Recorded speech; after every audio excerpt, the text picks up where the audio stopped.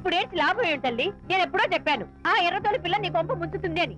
నా మాట విన్నావా? వాళ్ళిద్దరు స్నేహితులు మమ్మీ అంటే నా మాట కొట్టి పారేశావు. ఇప్పటికైనా మించిపోయిందేం లేదు.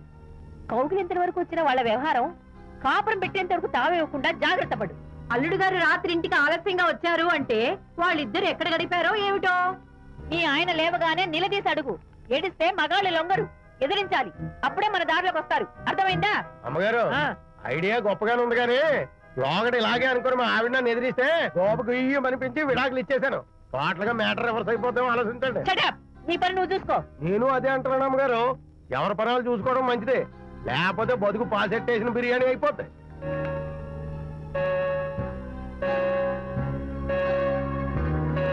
శాంతి కాఫీ.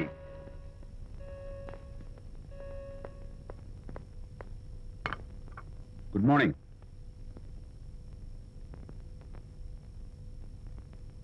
సారీ శాంతి, రాత్రి వచ్చేసరికి నువ్వు నిద్రపోయావు. ఇంకా లేపడం ఎందుకులే అని నేను పడుకుడిపోయాను. నిన్న రాత్రి బాగా లేట్ అయిపోయింది. ఎందుకు లేట్ అవదు? ఆడిటర్స్ తో మీటింగ్ కదా, ఆ లెక్కలు డొక్కలు చూసుకోవడానికి ఆ మాత్రం లేట్ అవుతుందని నేను అనుకున్నా. అన్నట్టు చెప్పడం మర్చిపోయాను. లాస్ట్ మినిట్ లో ఆడిటర్స్ ప్రోగ్రామ్ క్యాన్సిల్ అయింది. అయినా పాపం మీరు ఫంక్షన్ కి రాలేకపోయారు. ఓ వర్షం వచ్చింది కదా, వర్షంలో తడుస్తూ కౌగిలించుకోవడం మీకు ఇష్టం కదా. ఏ ఫ్రెండ్ కౌగిట్లోనో ఇరుక్కుపోయి ఉంటారు. ఏమిటి శాంతి, ఏమిటి అర్థం లేని మాటలు? మీ నడి రోడ్డు భాగవతం చూశానులేండి.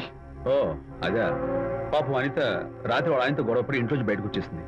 సరిగ్గా అదే సమయానికి నాకు ఆడిటింగ్ క్యాన్సిల్ అయ్యి నీతో పాటు ఫంక్షన్కి వద్దామని ఇంటికి వస్తుంటే దారిలో ఎదురుపడింది. తన బాధంతా చెప్పుకుంది. నేను ఓదార్చాలంటే మరి అంత గట్టిగా కౌగిలించుకుని ఓదార్చాలని నాకు తెలియదు. ఏం శాంతి అలా మాట్లాడతావు? అవునండి, నేను మాట్లాడింది తప్పే. ఆవిడ గారు మీరు క్లోజ్ ఫ్రెండ్స్, మీకు ఆవిడకి మధ్య చాలా ఉంటాయి. అవన్నీ మీరు నాకు చెప్పవద్దు, నేను విన్నవద్దు.